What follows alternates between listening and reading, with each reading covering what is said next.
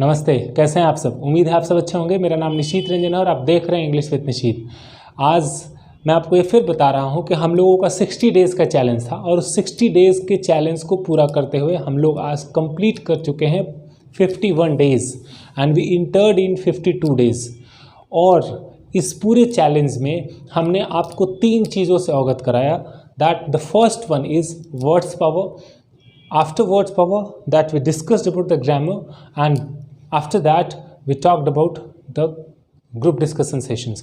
ये तीनों चीज़ें आपको मिली और अभी भी मिल रही हैं, आगे भी मिलती रहेगी। Just I am requesting you all, if you want to join the session you must join and you must try to continue your group discussion sessions। अगर आप फिर भी जुड़ना चाहते हैं, अगर आप अभी तक नहीं जुड़े हैं तो आप हमारे GDs वाले सेक्शन से जुड़ें। देखिए, इन 60 दिनों के चैलेंज में अभी 50 दिन अप्रॉक्स ख़त्म हुए हैं। इस 50 डेज़ में आपके पास एक अच्छा खासा वर्ड्स का कलेक्शन है, एक अच्छे खासे स्ट्रक्चर्स हैं आपके पास जिससे कि आप प्रैक्टिस कर सकते हैं। एंड अगर आप प्रैक्टिस नहीं कर पा रहे हैं तो फिर मैं आपको याद दिला रहा हूँ, आप हमारे GD सेशन से जुड़े जो हर दिन चलती है। वहाँ पे आपके एज ग्रुप के बच्चे होते हैं जो वहाँ पे डिस्कशंस करते हैं और they will help you a lot to be a fluent speaker। So it's my humble request to all of you, if you are waiting for that you must join the session and try to continue your English।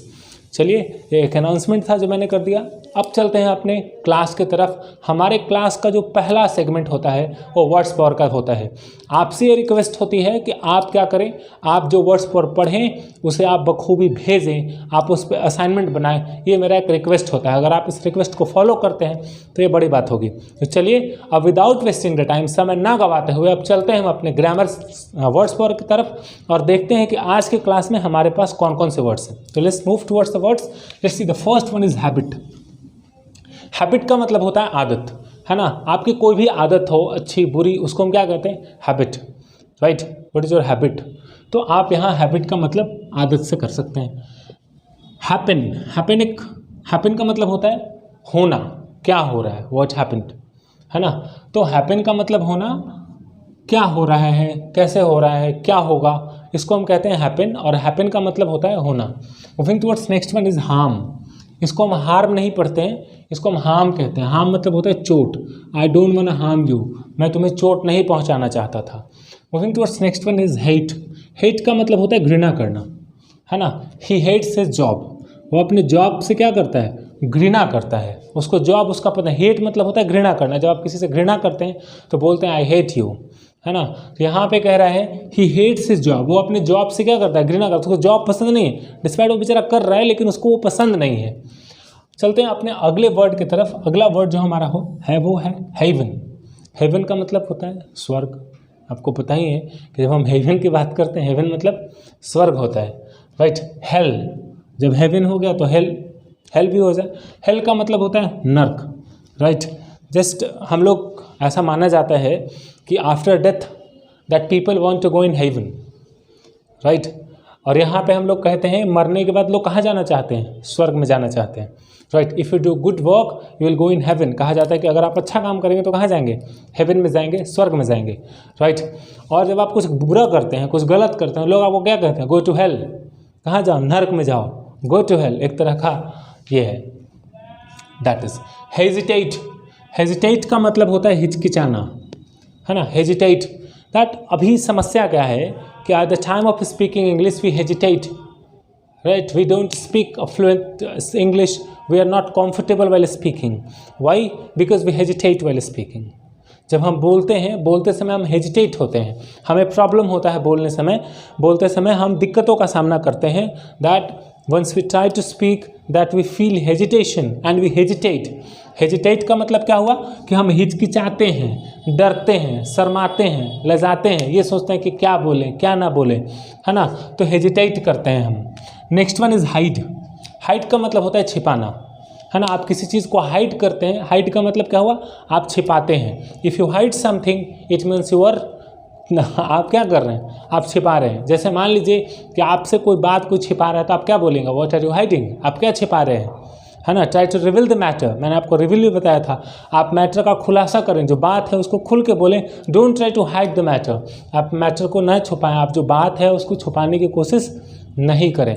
तो अब आपको ये word समझ में आ गया होगा और हम इसका बहुत यूज़ करते हैं अपने कम्युनिकेशन में। हायरार्की, हायरार्की मतलब होता है पदानुक्रम।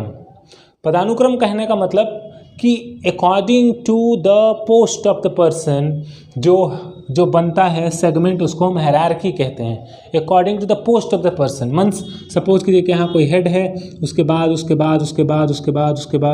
यहाँ तक जो चला आया है ना, वो क्या है, हायरार्की है ना। तो we should follow the hierarchy in company. हमें अपने कंपनी में हायरार्की फॉलो करना चाहिए and we should give respect and we should give respect according to the post of the person. हमें अपने जो लोग होते हैं, जो पोस्ट होता है, उसके अनुसार से हमें लोगों को रिस्पेक्ट देना चाहिए। और इसमें क्या बनी रहती है, ये हायरार्की है भाई कि कौन सा अपर पोजीशन पे है, कौन उससे लोअर है, उससे लोअर कौन है, कौन लोअर है, कौन किसको रिपोर्ट करेगा, कौन किसको रिपोर्ट करेगा, ये इसको करेगा, ये इसको करेगा, ये इसको, सबसे टॉप पे ये बैठा हुआ है ना। ऐसा नहीं होता है कंपनी में कि जो कोई भी आदमी है वो टॉप वाले से आकर मिल ले, ऐसा नहीं होता है। क्योंकि अगर इससे सब मिलने लगेगा तो क्या होगा, जाके सबको मिलते ही रहेगा तो ये बेचारा काम नहीं कर पाएगा। तो इसने एक सिस्टम बनाया, हायरार्की बनाया कि हायरार्की के थ्रू आप जाइए और अपने सिस्टम के अनुसार, अगर आपको कोई प्रॉब्लम है तो अपने सीनियर के पास जाइए और उनसे बात कीजिए, उनको कोई प्रॉब्लम है तो अपने सीनियर के पास जाएंगे। जब अल्टीमेट प्रॉब्लम जब आपसे सॉल्यूशन नहीं होने वाला है, आप तब सबसे बड़ा मामला कहाँ जाता है, सबसे टॉप लेवल के पास जाता है। तो ऊपर से नीचे तक का जो सेगमेंट है उसको क्या कहेंगे, उसको हम हायरार्की कहते हैं।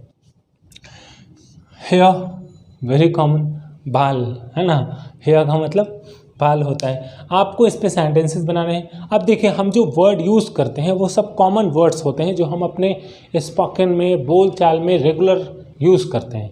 आपका भी काम यही है कि आप इन सेंटेंसेस को देखें।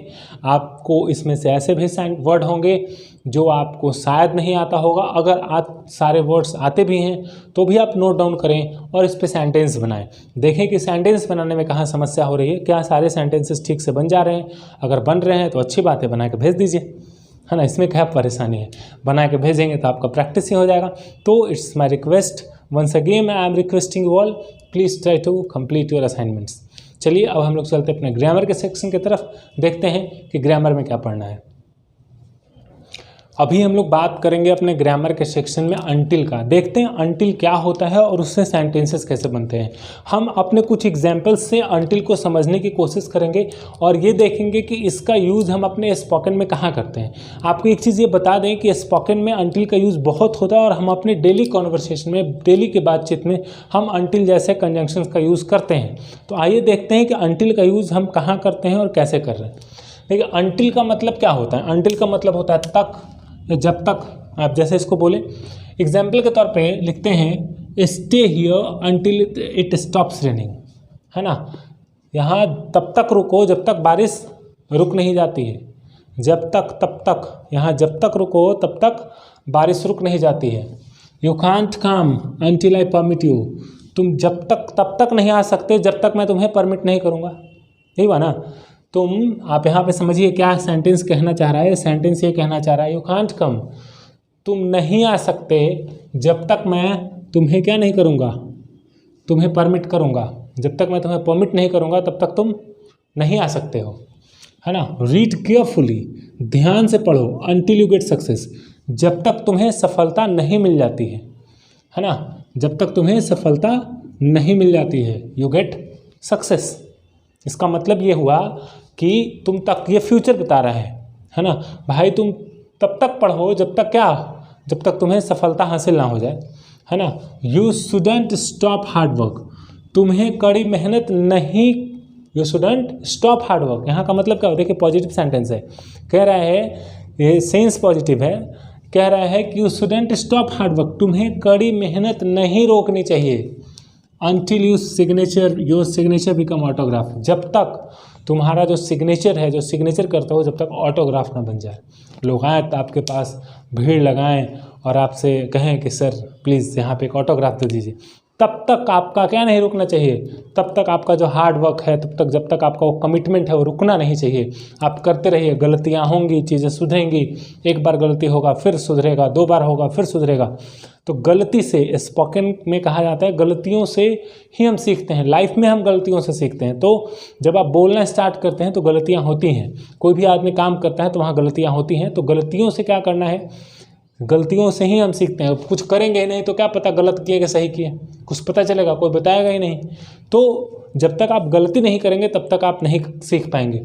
तो यहाँ पे उससे मतलब नहीं है, यहाँ ये कह रहे हैं कि you shouldn't stop hard work, आपको कड़ी मेहनत नहीं रोकनी चाहिए until your signature become autograph, जब तक आपका जो सिग्नेचर है ऑटोग्राफ नहीं बन जाता।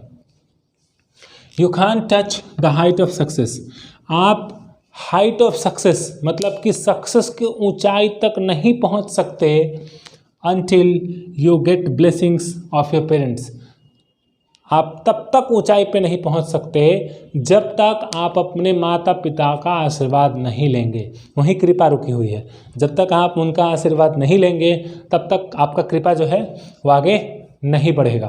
तो आपको क्या करना है कि अगर आपको सफलता पाना है, if you want get success, तो क्या करना पड़ेगा, अगर आपको सफलता पाना है तो आपको अपने पेरेंट्स का आशीर्वाद लेना पड़ेगा। सेंटेंस यही कह रहा है, you can touch the height of success, you can touch the height of success until you get blessings of your parents, आप सफलता की ऊंचाई तक नहीं पहुंच सकते हैं या छू नहीं सकते हैं जब तक आप अपने माता पिता का आशीर्वाद नहीं लेंगे, ब्लेसिंग्स नहीं लेंगे। उम्मीद है आपको ये सेशन पसंद आया होगा। आप इस पे सेंटेंसेस बनाइए, जितना ज़्यादा बनाइएगा उतना आपका कॉन्सेप्ट क्लियर होगा। आज के लिए बस इतना ही, मिलते हैं अगले क्लास में अगले वीडियोस की ओर, और उसमें कुछ जानेंगे, कुछ नए वर्ड्स और कुछ नए ग्रामर के पोर्शन। तब तक के लिए हम आपसे विदा लेते हैं। धन्यवाद।